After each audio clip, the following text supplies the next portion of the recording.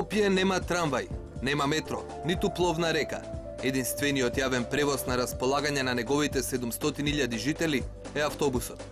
Приватни и државни, црвени и шарени, двокатни, зглобни и стандардни, го поврзуваат градот поделен по толку многу нешта. Тие се место на средба на христијаните и муслиманите, младите и старите, граѓаните и селаните од главниот град на Република Македонија и околните населени места. На булеварите, улиците, регионалните патишта секој ден се тркалаат повеќе од 400. Статистиката вели дека бизнисот тежи повеќе од 140.000 патници дневно.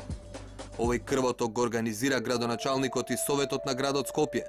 Со години, дејноста им е дадена во поголем дел на јавното сообраќајно предпријатие, основано од локалната власт и во нешто помал на приватните превозници кои се организираат во здруженија. И едните и другите до неодамна ги возеа скопјани во автобуси стари во просек од 20 до 30 години. Едноставно, немаа пари за нови. Така во локалната сфера директно интервенираше централната власт. На јавното предпријатие му купи нови автобуси, а на приватниците им го лесни увозот на половни.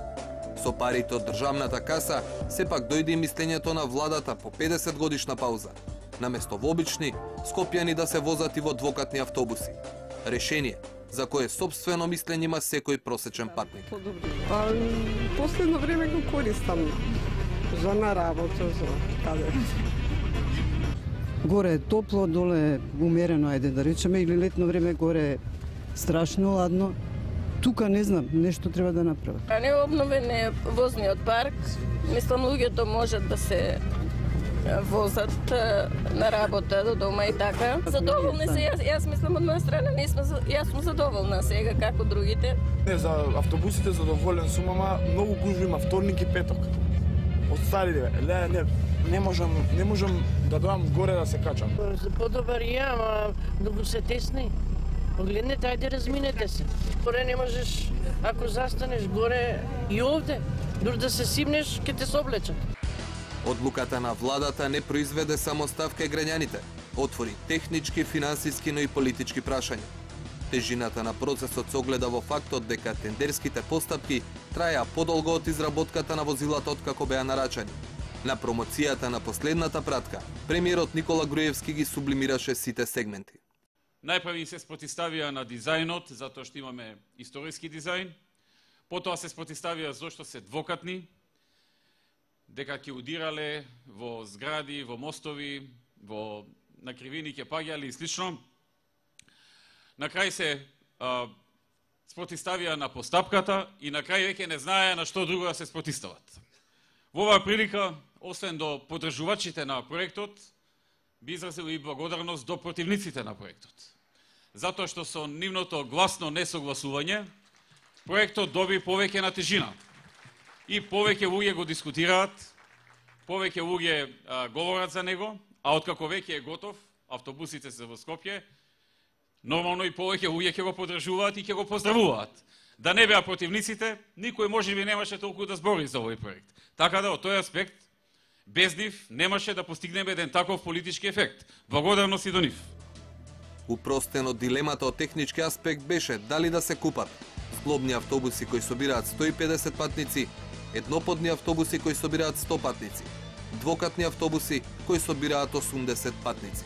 Кога во 2008-та владата одвои пари за оваа намена, комисија од централните и локалните власти одлучи во полза на зглобните. Само неколку месеци подоцна владата се премисли во полза на двокатните.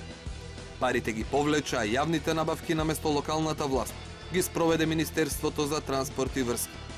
4,5 години подоцна и бројни повторени тендери во депото на јавното сообраќајно предпријатие има 202 нови двокатни автобуси произведени во Кина и 80 обични произведени во Украина. Мишо Николов, актуелниот директор на ЈСП, ги прими автобусите.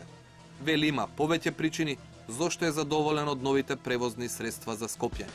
Најпозитивната страна е со самиот факт што се нови автобусите, тие се присутни на улица, излегуваат и се може да се подпреме на нив.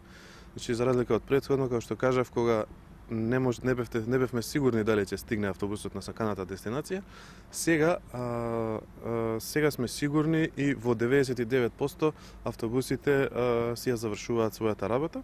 негативни страни во моментов, нели, не можам да издвојам, една можеби овакво како негативна страна што ние како јавно сообраќајно претпријатие можеби сме потврлиле, тоа е што одржувањето на автобусите беше наистина предизвик за нас, немавме такво искуство претходно и можеби тука ние би требаше да бидеме подобро подготвени. Какви вложувања како јавно претпријатие моравте да направите за да може да ги примате овие автобуси, да ги сервисирате, да ги миете и така натаму? Имаме инвестирано околу 15 милиони денари плюс околу 4,5 милиони денари донација, значи вкупно околу 20 милиони за одржување на новите автобуси за нивно подобро функционирање. Какви се коментарите кои што ги добивате можеби од патниците, односно и сами ќе кажете колку собираат да речеме старите автобуси, старите условно кажа неармоники кои што ги имаше доста низ Скопје да речеме. Со самиот факт што овие автобуси ги има постојано на линија, капацитативните проблеми не се чувствуваат, капацитативното намалување. Доколку во минатиот период пуштевме 15 возила, иако се тие со поголем капацитет, нели старите возила исто имаат капацитет од 100 патника, двокатните 80. Од тие 15 ќе завршат работата 10, 5 се повлекуваа во гаража за поправање, за сервисирање. Додека сега кога ќе пуштиме 15 двокатни, знаеме дека сите 15 ќе си ја завршат работата и ќе се повлечат и автоматски капацитетот, разликата во капацитет всушност и граѓаните не ја приметуваат и ние околу 20 на зглобни автобуси ќе задржиме и во идниот период. Значи особено тие во кои што инвестиравме во нив, малку ги репариравме со нова хармоника на средината, за ќе ги користиме од едноставна причина што тие се со голем капацитет, а како што кажав на почетокот, ископавме нов бунар, меѓутоа никогаш нема да пукаме на стариот. Втората голема дилема при набавката на новите автобуси беше дали да се купат возила од познат светски производител кој чинаат поскапо, да се купи од поевтин и не толку познат производител за Европа, или пак да се купи од единствената домашна фабрика за автобуси Санос. За илустрација, за целата набавка беа потребни пари кои изнесуваат 2% од просечен буџет на земјата. Цената од 148.000 евра за едноподен автобус беше доволно украинците да ги истиснат германците и другите производители од ЕУ. Барањето од двокатните автобуси да бидат со ретро дизајн, како автобусот кој се појави во презентацијата на проектот Скопје 2014, 2 месеци пред завршувањето на тендерот, остави во игра само 2 кинески компании. Токму дизајнот, на крај беше пресуден договорот да отиде кај Јутонг за цена од околу 208.000 евра за автобус. Собствениците на домашната фабрика Санос завршија само со пријави за клевета, бидејќи јавно изразија сомнеж дека тендерите се наместени. Во моментов прават автобуси за рускиот пазар и не гледаат причина да се навраќаат на темата. Главниот инженер во ЈСП, инаку бивш работник во Санос, не може да процени во каква кондиција е фабриката за да ги задоволи современите потреби. За новите автобуси има позитивно мислење. Украински или кинески вели, во нив се вградени западни мотори. За ретро шмекот сепак признава направени се невообичаени компромиси. Пристигнувањето на новите автобуси беше на некој начин, можеби е голем збор да употребам, меѓутоа беше на некој начин опстанок за ЈСП Скопје. Од новите автобуси на некој начин имаат придобивка сите учесници во овој круг на транспортот, почнувајќи од патниците, кои навистина видоа огромен бенефит, како во делот на комфорот на автобусите, така во делот на климатизацијата, проветрувањето, грејењето, удобноста. Покрај патниците и сите граѓани на градот Скопје ќе ги почувствуваат бенефитите преку намалувањето на емисијата на штетните гасови од овие автобуси. Украинските автобуси се со емисија на издувни гасови која ги задоволува стандардите според Евро 4, додека кинеските автобуси од Јутонг се со емисија на издувни гасови Евро 5. Двокатниот автобус, за да се добие ретро дизајнот, да кажеме, имаме впечаток дека моторот е напред, иако моторот не е напред. Ваш коментар? Идејата што се јави за да се даде нов шмек на градот е таја што го направи да изгледа овој автобус вака. Мене лично малку ни беше невообичаено да влезот на патници е позади предната осовина. Вообичаено е кај градските автобуси да влезот на патници е поред возачот, значи предната осовина, поред возачот да замине доколку има потреба да купи билет, да го поништи билетот, така и така натаму. Ова е тоа што е. Сепак се си има своја цена. убавината некојаш повлекува некои други работи кои не може да се остварат. Неизоставен, па и можеби клучен дел од историјата на новите скопски автобуси беше политиката. Од една страна беа тогашниот прв човек на Скопје Трифун Костовски и раководството во ЈСП, инаку ингеренција на градот. Од друга страна беше владата, која нема директни ингеренции, но ги имаше парите. Владата притискаше за адвокатни, додека Костовски во пробно возење пушташе зглобно. Начинот на кој што и вице-премиер, дали е и портпарол на влада, истовремено и вице-премиер, не знам, меѓутоа, начинот на кој што тој вели дека ние да се припремеме и да ги примеме, извините, ако е дар, јас сам ќе го бирам. По завршувањето на сите постапки, некаде на околу една година од сега кога ќе заврши производството, ќе почне испораката на автобусите. Градоначалникот Костовски и неговиот тим ќе бидат дел од скопската историја и дел од музеот на градот Скопје. Јас секој ден заедно со мојата ќерка се возам во градските автобуси, многу добро знам како изгледаат градските автобуси и го поканувам скопскиот градоначалник да провери како изгледаат скопските автобуси. Денес му пратив еден мал поклон. Едно мало писмо, претпоставам дека ќе научи лекцијата тоа писмо. Писмото е само со една реченица: ќутењето е злато, спакувано со комплект чисти, еколошки и санитетски фластери.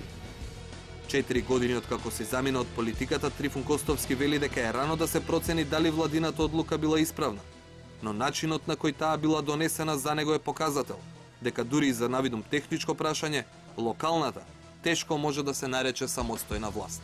Сега за сега се уште рано да даваме оценки и проценки. Меѓутоа, мојот концепт беше секој пат да се оди на сето она што денеска е веќе докажано во светот како квалитет и секако каде што имам сервис 24 часа. Нажалост, тоа не беше прифатено од владата. А причините за недоразбирањето, мислам, лежат, можеби тоа се подлабоки причини. Се надовме како тројански конј градот, во кој што ги сместија тие 4,4 милиони евра, ги сместија на сметка на ЈСП, посебна сметка, и ние рековме, направивме комисија со владата и градот каков тип на автобуси ни треба.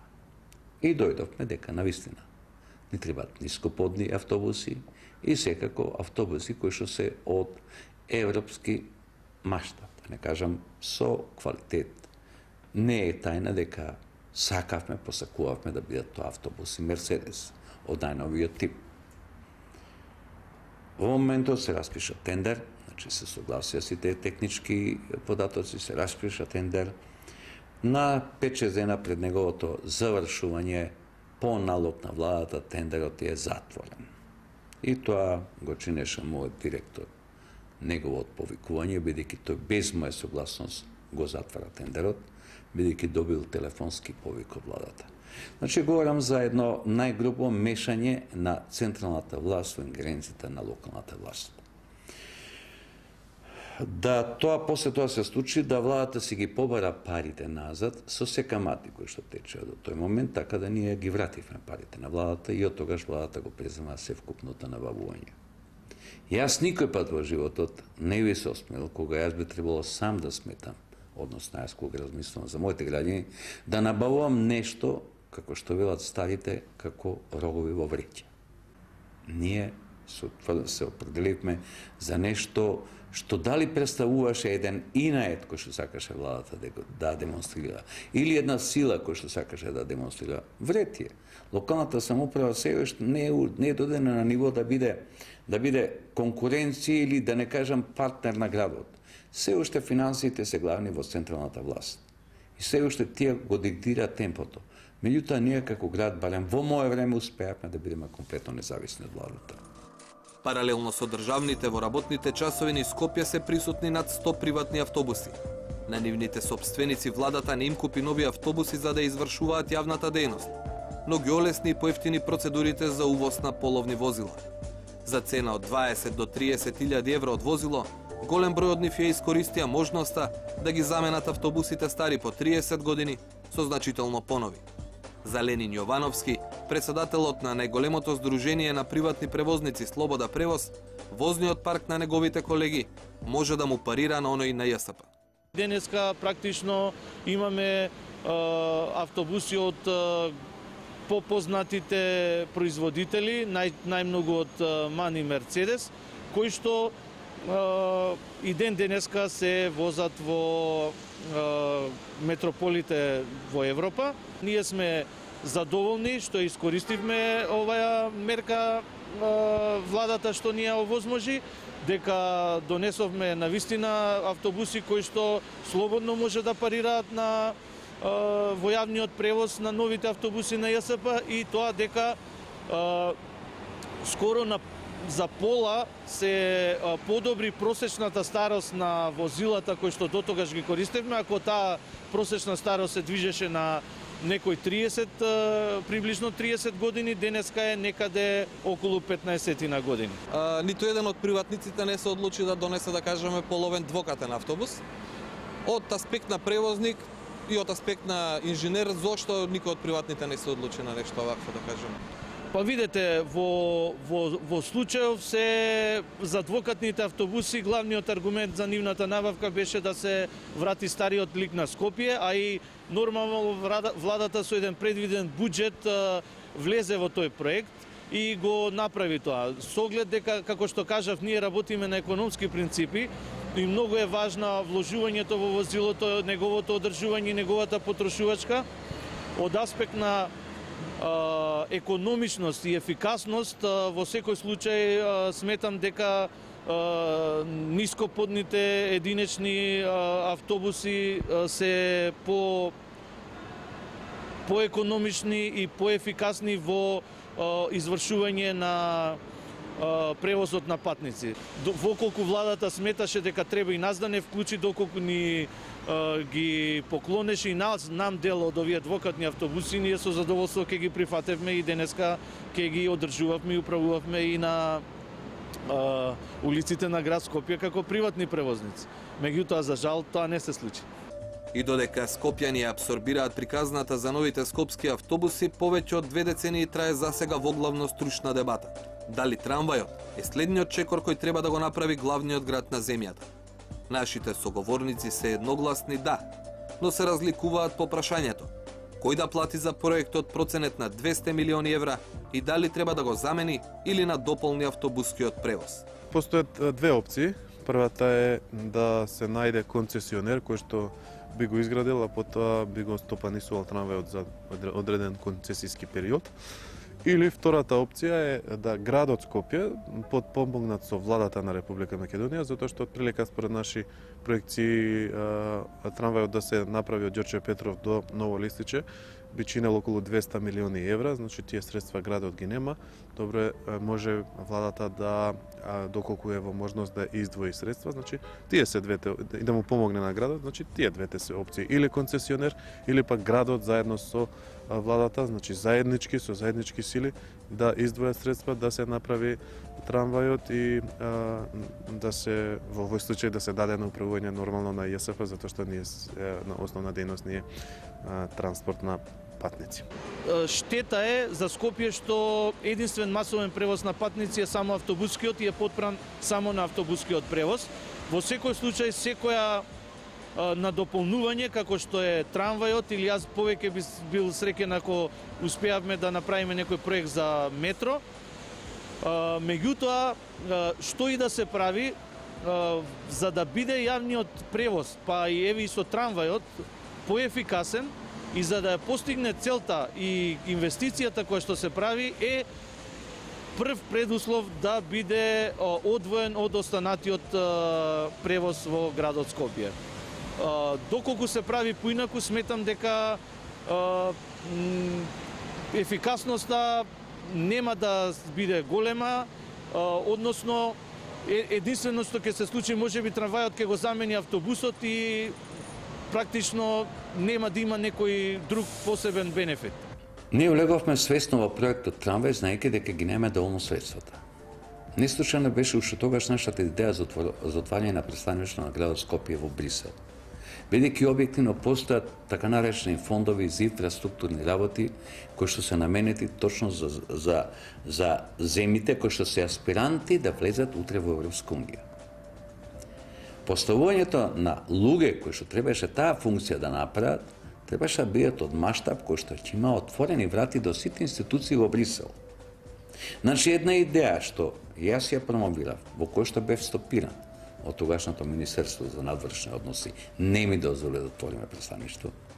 Едноставно со наши доволни пари, 7-8 милиони евра, да го почневме да го правиме депото. Дефинитивно очекував дека ние 70% од средствата за трамвајските линии ние ќе ги добиевме гратис од Европска унија. И покрај повремените иницијативи, ново транспортно средство за Скопје е далеко од реализација. Нови автобуски станици, електронски картички, плаќање на превозниците по километар се очекувани тема на дебата по обновата на возниот парк и на државните и на приватните. Двокатни, еднокатни зглобни, црвени или шарени. Известно е дека до и од работа, училиште, пазар, деновите исполнувани до ситните часови, скопјани ќе се возат во своите автобуси.